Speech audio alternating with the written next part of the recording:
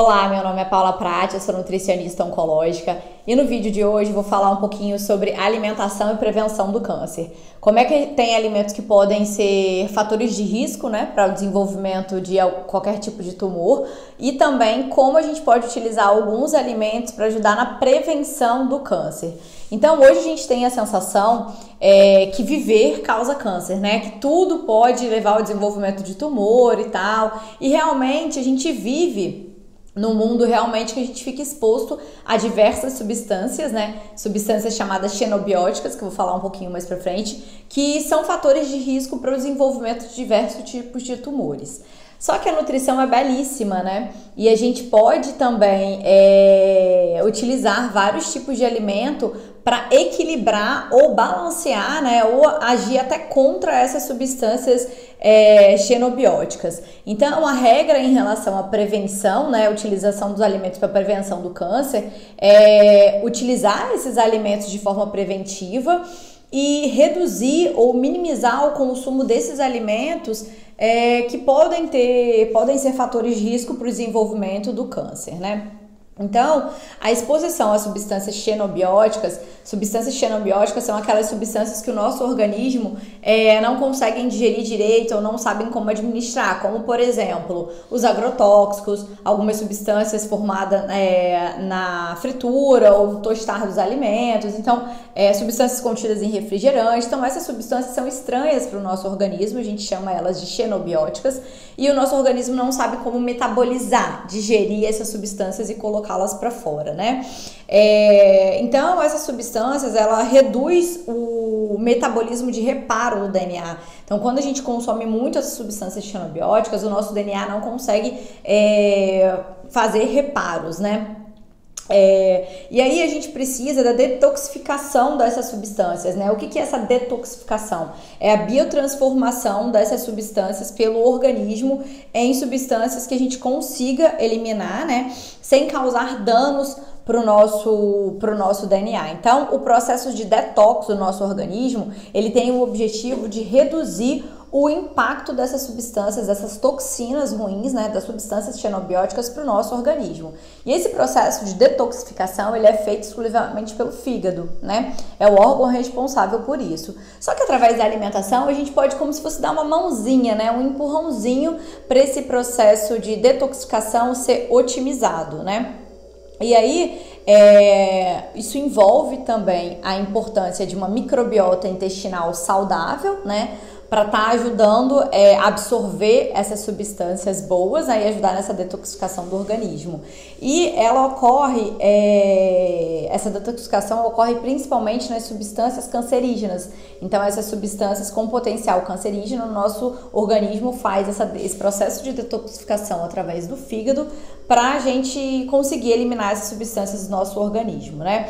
Então, tem diversas vitaminas e compostos fitoquímicos presentes nos alimentos que ajudam em todo esse processo.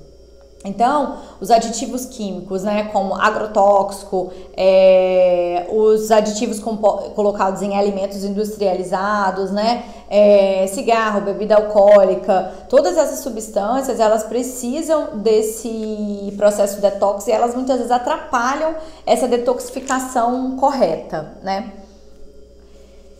E aí a gente vai falar um pouquinho agora sobre os fatores de risco, né?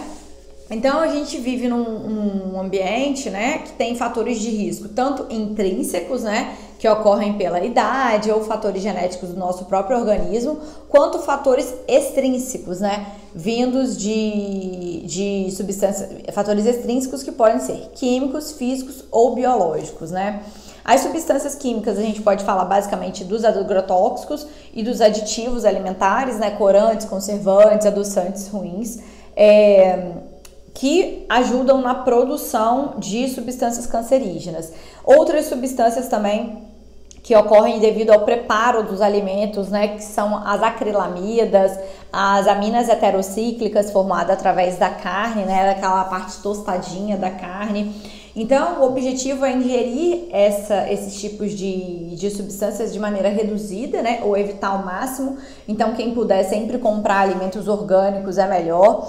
do que alimentos com carga de agrotóxico, ou tentar consumir aqueles alimentos que têm baixa carga de agrotóxico, ou como é que a gente pode fazer também consumindo alimentos da época, né? Então, frutas da época, da estação, elas costumam ter menor quantidade de agrotóxico. Aumentar a ingestão de alimentos antioxidantes, né?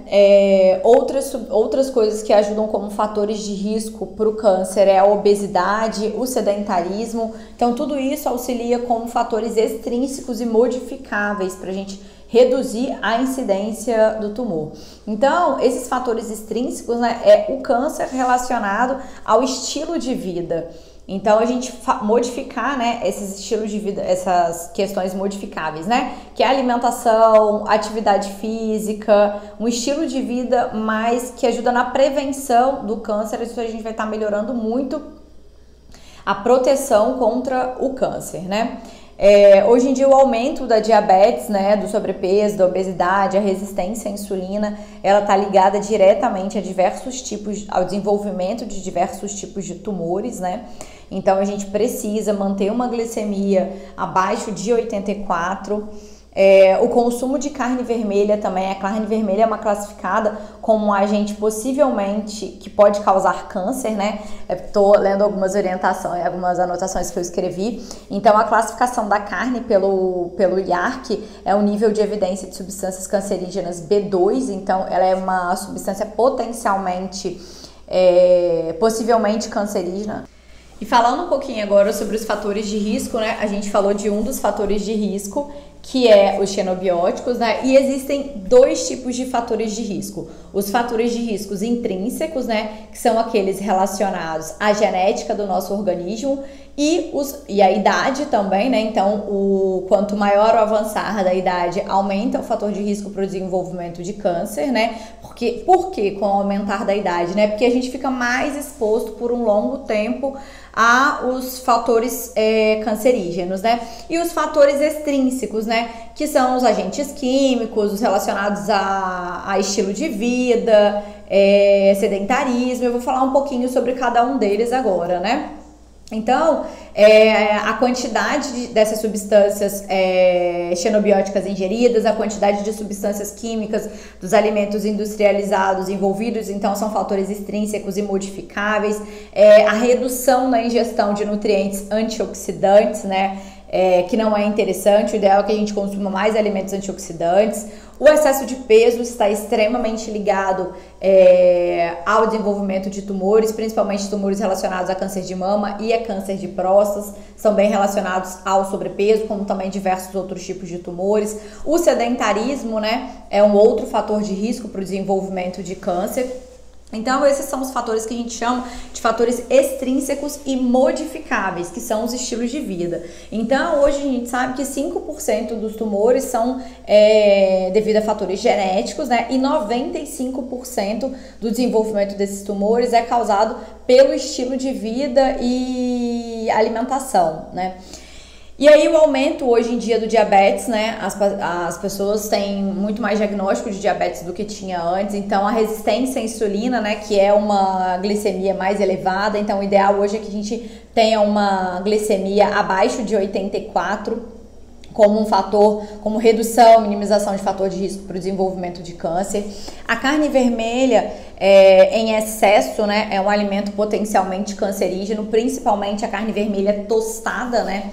Então ela tem uma classificação como B2 de ser um alimento possivelmente pode causar câncer ao longo de muitos anos, né? Mas está longe de ser algo bem conclusivo.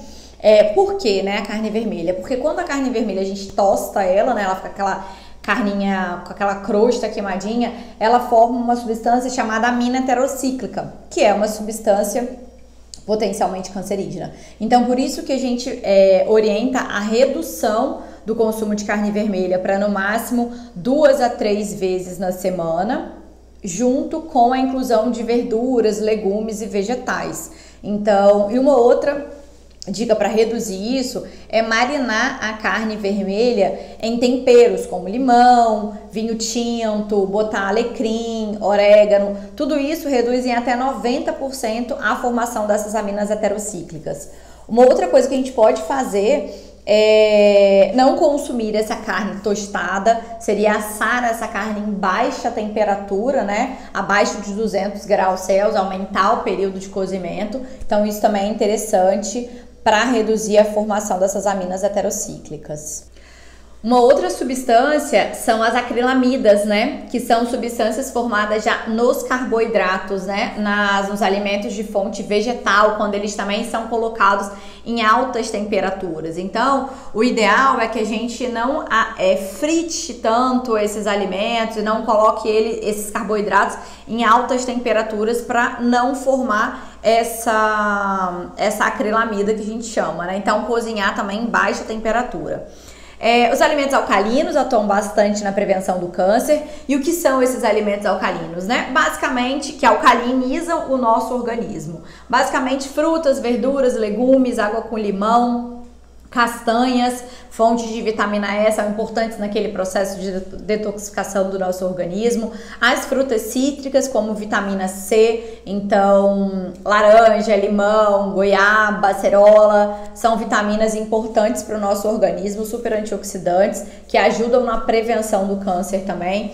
Minerais importantes como o selênio, o zinco, também são interessantes a gente consumir para prevenir o surgimento e a formação de células tumorais.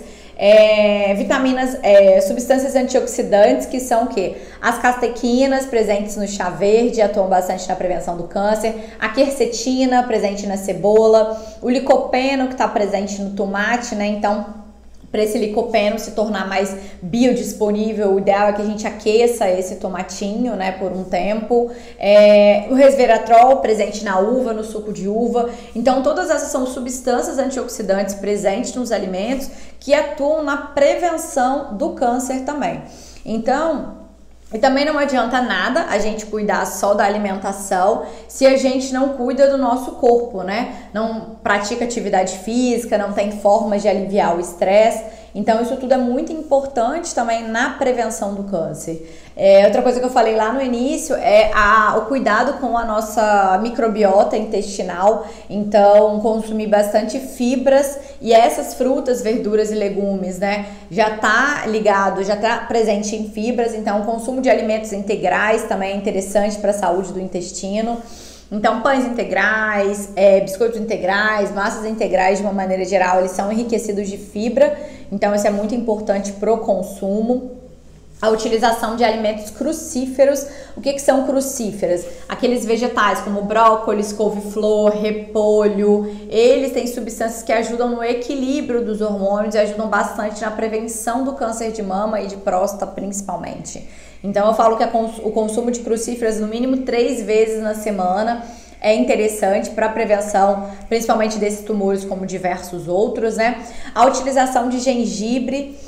Gengibre é um alimento extremamente anti-inflamatório que ajuda no aumento da imunidade. Então tem diversas dicas para utilizar o gengibre. Então fazer chazinho, colocar gengibre em lascas, colocar um pedacinho de gengibre no suco. Então botar lasquinhas de gengibre na água aromatizada. Então ajuda bastante no aumento da imunidade, atua como anti-inflamatório e na prevenção do câncer. Uma das maiores substâncias pesquisadas hoje em dia é a cúrcuma, presente no açafrão.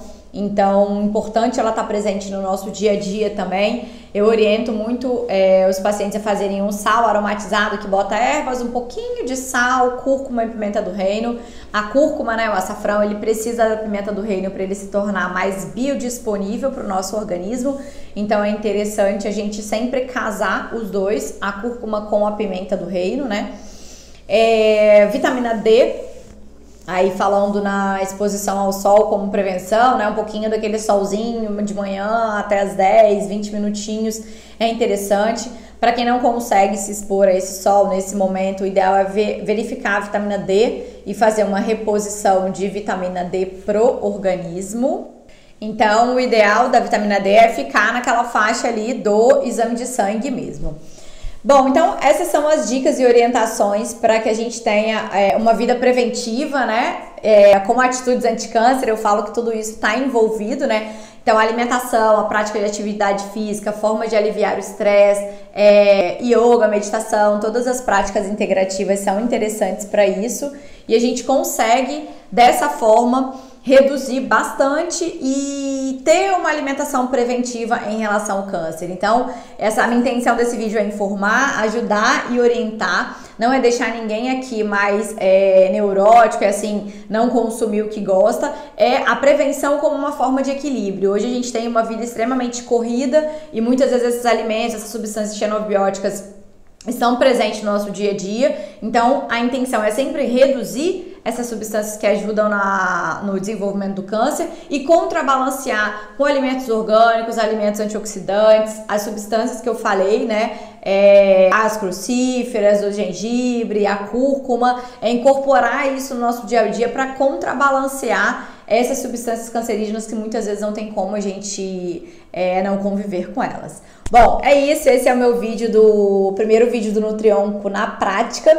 Então, para orientar nutricionistas, estudantes de nutrição, ajudar vocês a aplicarem a nutrição oncológica na vida dos seus pacientes e para os pacientes que estão aqui me ouvindo também incorporarem essas atitudes anti-câncer no dia a dia. É isso. Um beijo!